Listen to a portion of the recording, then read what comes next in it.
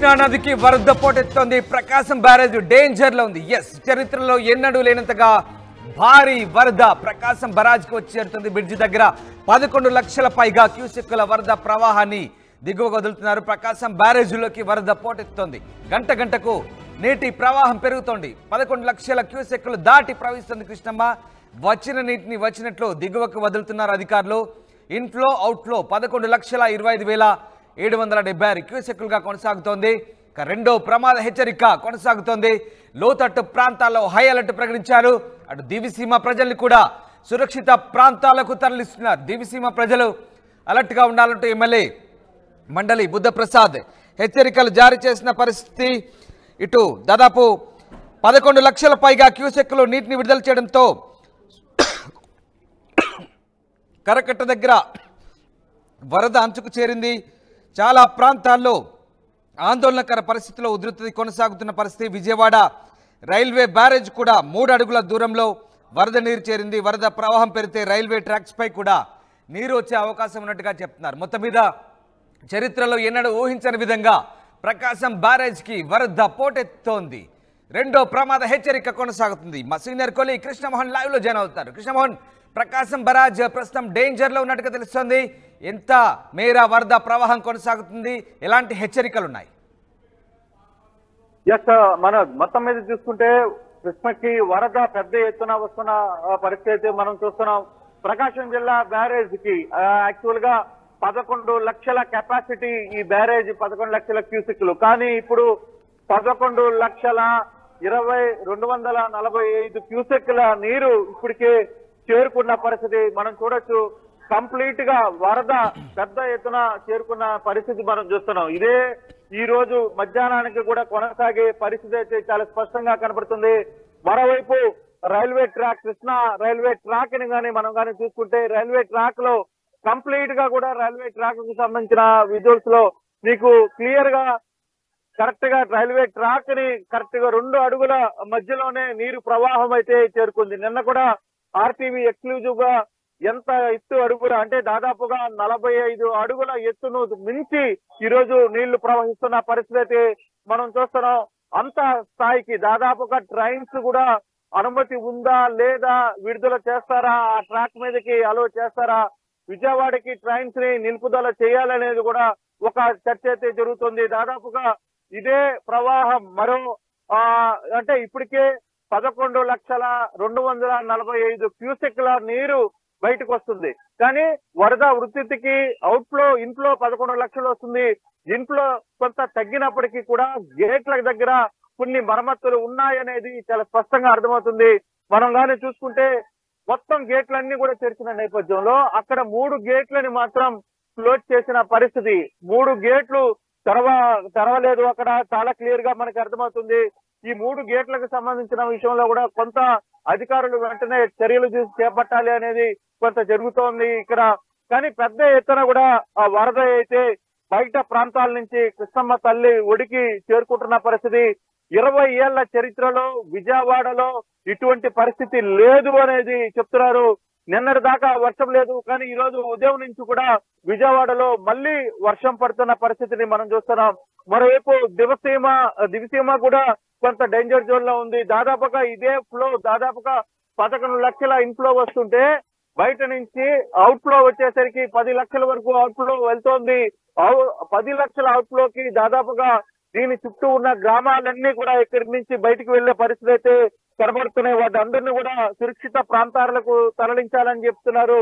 అలాగే దివిసీమ ప్రజలకి అక్కడ ఎమ్మెల్యే బుద్ధప్రసాద్ క్లియర్ గా చెప్పారు, ఇక్కడ నుంచి మొత్తం ఖాళీ చేసి వెళ్లాల్సిన పరిస్థితి ఉంది అనేది. అయితే ఈ ప్రవాహం 11 లక్షలకు దాటిన తర్వాత అంటే తన పరిధిని దాటి అక్కడ కృష్ణమ్మకి వరద నీరు వస్తున్న పరిస్థితుల్లో ఇదే సిచ్యువేషన్ జరుగుతుందా, ఇంకా ఎక్కువ ఇన్ఫ్లో వస్తుందా అనేది కొంత టెన్షన్ లో అయితే ముఖ్యమంత్రి కూడా ఉన్నారు. ముఖ్యమంత్రి కూడా పదే చెప్తున్న పరిస్థితి అయితే మనం చూస్తున్నాం.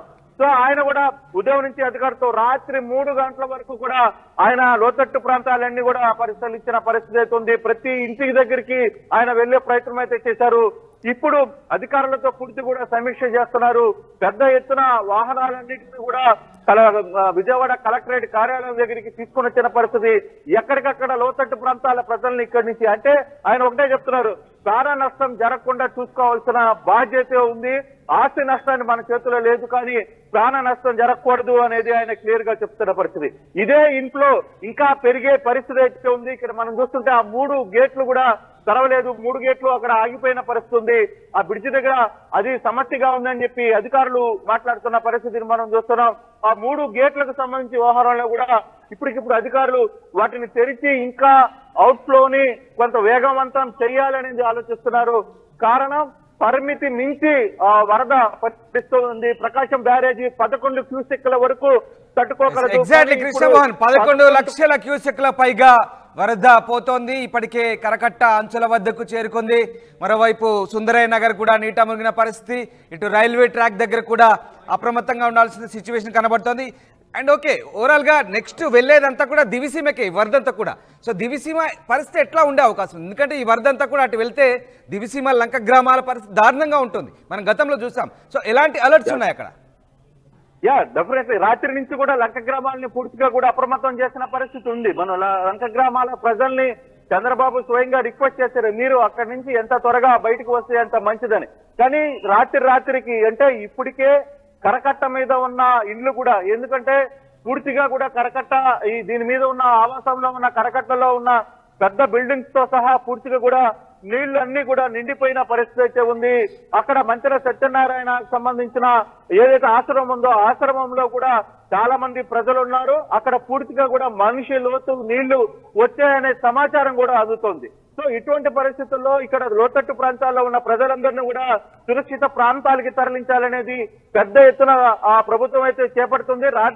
అర్ధరాత్రి వరకు, తెల్లవారుజామున 3 గంటల వరకు కూడా ఇవన్నీ కూడా చేస్తూనే ఉన్నారు. అవసరమైన వాళ్ళకి తాగునీరు, ముఖ్యంగా తాగునీరు లేదు అనేది చాలా పెద్ద ఎత్తున సమస్య. 2 రోజుల పాటు కరెంటు లేదు. ఎక్కడ ఇళ్లలో ఉన్న వాళ్ళు మిద్దెల మీదనే ఉండాల్సిన పరిస్థితి ఉంది. కనీసం పాలు దొరకట్లేదు, మంచినీళ్ళు దొరకట్లేదు అనేది పెద్ద చర్చ. సో ఇటువంటి పరిస్థితుల్లోనే ఇప్పుడు దివిసీమకు సంబంధించి కూడా ఈ ఫ్లో ఇదే దివిసీమ వరకు వెళ్లే పరిస్థితి ఉంది. కాబట్టి సో అక్కడున్న ప్రజల్ని అక్కడి నుంచి సురక్షిత ప్రాంతాలకు తరలించాలనేది ప్రభుత్వం యోచిస్తోంది. అక్కడ ఎమ్మెల్యేలు కూడా రిక్వెస్ట్ చేస్తున్నారు ప్రజలకి, మీరు ఇక్కడి నుంచి వెళ్లి సురక్షిత ప్రాంతాలకి వెళ్ళండి, అక్కడ అన్ని ఏర్పాట్లనే చేస్తున్నాం, ఒక 2-3 రోజులు వరద తగ్గేంత వరకు కూడా ఈ పరిస్థితి ఉంటుందని. అయితే ఇప్పటి వరకు బయట నుంచి, ఇతర ప్రాంతాల నుంచి, తెలంగాణ నుంచి, ఇతర ప్రాంతాల నుంచి వస్తున్న వరద ఇంకా పెరిగే అవకాశం ఉందా లేదనేది 7 గంటల వరకు కూడా 11,245 క్యూసెక్ల నీరు చేరుకుంది. ఇప్పటికే 2వ ప్రమాద హెచ్చరిక అంటున్నప్పుడు కూడా ఇది ఆల్మోస్ట్ 3వ ప్రమాద హెచ్చరికకి సిద్ధంగా ఉంది ప్రభుత్వం. సో ఇప్పటికే ఈ గేట్లు ఇప్పుడు ఏదైతే మనం చూస్తున్నామో ఈ బ్యారేజ్ మీద కూడా రాకపోకలను కూడా నిషిద్ధం చేయాలని ప్రభుత్వం ఆలోచిస్తోంది. పూర్తిగా కూడా రైల్వే ట్రాక్ కు సంబంధించి అక్కడ నిషేధం చేయాలని, మరోవైపు ఈ ప్రకాశం బ్యారేజీకి సంబంధించి ఏదైతే కనబడుతుందో దానికి సంబంధించి మొత్తం కూడా ఇక్కడి నుంచి ఈ ప్రాంతాలన్నిటి కూడా ఆ సురక్షిత ప్రాంతాలకి, అక్కడ అవసరమైతే పబ్లిక్ ని ఆ రోడ్డు వైపుకి పోనీయకుండా మంగళగిరికి, తర్వాత ఉండవల్లి ప్రాంతాలకి వెళ్ళనీయకుండా ఆపాలనే ఒక నిర్ణయానికి కూడా వస్తుంది. అయితే ఇప్పుడు విజయవాడ సిటీలో కురుస్తున్న వర్షం ఇది మరింత పెద్దదయ్యే పరిస్థితి ఉందా? అలాగే బుగ్గమేరు తర్వాత బుడమేరు తర్వాత వీటన్నిటికి సంబంధించి కూడా నీరు రాత్రికి ఎక్కువ అవుతూనే ఉంది, కానీ ఇప్పుడు వరకు కూడా తగ్గలేదు. బయట ఇతర ప్రాంతాల నుంచి వస్తున్న వర్షాలు కావచ్చు, పడుతున్న వరద నీరు కావచ్చు, అన్ని కూడా కృష్ణాకి చేరుకుంటున్న పరిస్థితుల్లో ప్రభుత్వం అయితే పూర్తిగా అప్రమత్తమై ఉంది. అధికార ప్రాంతాలకి, తర్వాత అక్కడున్న ఇతర పబ్లిక్ కి వీటన్నిటికి కూడా ఎక్కడికక్కడ సూచనలు ఇస్తున్నారు, సేఫ్ గార్డ్స్ పెడుతున్నారు, అక్కడి నుంచి తరలించే ప్రయత్నం చేస్తున్నారు. ఈ రోజు అవసరమైతే మరో 2 హెలికాప్టర్లని, తర్వాత బోట్లని, అలాగే మోడీతో మాట్లాడిన పరిస్థితి ఉంది, నిన్న అమిత్ షాతో మాట్లాడిన పరిస్థితి ఉంది. ఎమర్జెన్సీగా కొన్ని మరబోట్లని కూడా కేంద్రం నుంచి కూడా ఇక్కడికి తెప్పించే ప్రయత్నం అయితే కొనసాగుతుంది. చూడాలి సిచ్యువేషన్ ఇలాగే కొనసాగుతుందా లేదు. విజయవాడ పరిస్థితిని తలుచుకుంటేనే ఎప్పుడూ లేనిదిగా చాలా మంది 20 సంవత్సరాల తర్వాత ఇటువంటి పరిస్థితిని చూడాల్సి వస్తుంది అనేది విజయవాడ వాసులు మాట్లాడుతున్న పరిస్థితి. ప్రభుత్వం కూడా పూర్తిగా అప్రమత్తమైన పరిస్థితి మనకు కనపడుతోంది. Right, yes, thanks for the update Krishnamohan. చరిత్రలో ఎన్నడూ లేనంత విధంగా భారీ డేంజర్ డేంజర్లో ఉంది ప్రకాశం బ్యారేజ్. భారీ వరద కొనసాగుతుంది. 11,25,000 క్యూసెక్ల నీటిని దిగువకు వదులుతున్నారు. అంటే ఏ రకంగా ఉందో మనం ఒకసారి అర్థం చేసుకోవచ్చు. మీరు ఆ దృశ్యాలు లైవ్ కెమెరాల ద్వారా ఆర్టీవీ స్క్రీన్ పై ఎక్స్క్లూజివ్గా చూస్తున్నారు. మరోవైపు ప్రకాశం బ్యారేజ్ పక్కనే అనుకున్నటువంటి రైల్వే బ్రిడ్జ్ ఏదైతే ఉందో దానికి 2 అడుగుల దూరంలోనే వరద పోతుంది. అంటే ఇంకా వరద పెరిగితే రైల్వే ట్రాక్ పై నుంచి కూడా నీళ్లు వెళ్లే అవకాశం లేకపోలేదు. దీంతో కొంత ప్రమాదకర పరిస్థితులు ఏర్పడే అవకాశం ఉంది. ఇప్పటికే అలర్ట్ అయ్యారు. ఇక కరకట్టల వెంబడి ఇప్పటికే అంచులను ఆనుకొని ప్రవహిస్తున్న పరిస్థితి. ఆ సమీప ప్రాంతాల వాళ్ళని కూడా అలర్ట్ చేసిన పరిస్థితి. మరోవైపు విజయవాడ సుందరయ్య నగర్ అయితే ఏకంగా ప్రవాహంతో నదీ ప్రవాహంతో మునిగిపోయిన పరిస్థితి కనబడతా ఉంది. ఈ వరదంతా కూడా రేపు దివిసీమ వైపు వెళ్తోంది. 11 లక్షల పైగా క్యూసెక్కుల నీటిని వదులుతున్నారంటే మామూలు విషయం కాదు. అదంతా కూడా దిగువకు ఇక సముద్రంలో కలవాలి, బంగాళాఖాతంలో దివిసీమ దగ్గర. సో ఈ నీరంతా కూడా అటే వెళ్తుంది కాబట్టి బహుశా మరికొద్ది గంటల్లోనే అక్కడికి ఆ నీరు చేరుకోబోతుంది. మరి దివిసీమ వాసుల పరిస్థితి ఏంటి? ఈ వరదంతా ఇంత భారీ స్థాయిలో పోటెత్తే అక్కడ ఎట్లాంటి అలర్ట్స్ ఉన్నాయి, ఏ రకమైనటువంటి జాగ్రత్తలు తీసుకుంటున్నారో మనం ఒక్కసారి అర్థం చేసుకోవచ్చు. Yes, live camera 1, live camera 2, exclusive visuals on RTV, exclusive footage on RTV. ఒకసారి మీరు చూడొచ్చు, Prakasam barrage in danger zone. Prakasam barrage చరిత్రలో ఊహించని విధంగా, ఎన్నడూ లేని విధంగా భారీ వరద పోటెత్తుంది. కృష్ణానదికి భారీ వరద పోటెత్తడంతో ఒక్కసారిగా 11 లక్షల క్యూసెక్ల పైగా నీటిని దిగువకు విడుదల చేస్తున్నారు. ఇంకా 3 గేట్లు మొరాయిస్తున్నట్టుగా తెలిసింది. ఆ 3 గేట్లను కూడా తెరిచే ప్రయత్నం చేస్తున్నారు. ప్రస్తుతానికి పూర్తి స్థాయిలో అలర్ట్గా ఉన్నారు అధికారులు. గంటకు నీటి ప్రవాహం పెరుగుతోంది. సో 11 లక్షల క్యూసెక్ల పైగా నీరుని కిందికి వదులుతున్నారు. మొత్తం మీద దివిసీమకైతే నెక్స్ట్ టార్గెట్, నెక్స్ట్ దివిసీమలో లోతట్టు ప్రాంతాలే ఇబ్బందికరంగా ఉండే అవకాశం ఉంది. అవన్నీ కూడా అలర్ట్గా ఉండాలంటూ ప్రజలను సురక్షిత ప్రాంతాలకు తరలిస్తున్నారు. దివిసీమ ప్రజలు అలర్ట్గా ఉండాలంటూ ఎమ్మెల్యే మండలి బుద్ధప్రసాద్ సూచిస్తున్నారు, హెచ్చరిస్తున్నారు. ఆయన ఏం మాట్లాడారు ఒకసారి చూద్దాం.